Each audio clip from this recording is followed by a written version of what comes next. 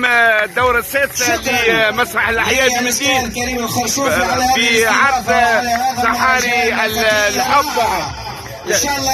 في عرض صحاري الحب.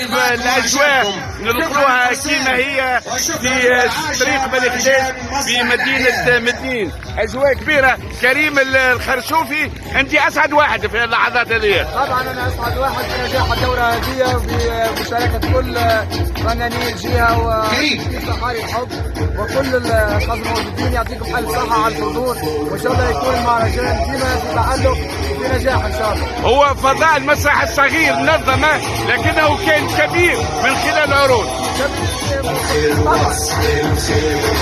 طبعا كبير في الأحلام بتاعه، كبير في كل التفاصيل بتاعه. إن شاء الله ديما نقدموا أشياء أفضل إن شاء الله من حسن لأحسن. وبرافو. لا يا كريم، نحب تحية خاصة لكل تلامذة اللي شاركوا معنا في المرح مع الطائفة السنية. نقدمهم أشرف عاشور، هذه الأجواء تاع الاختتام. عز الدين مهداوي، ناصر مشهور.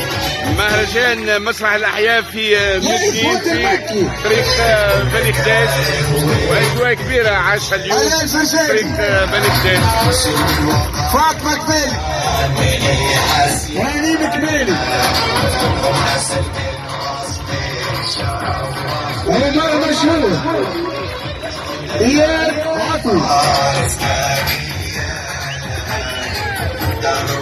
سيف الدين التومي. هذه الأجواء تاع العرض الختامي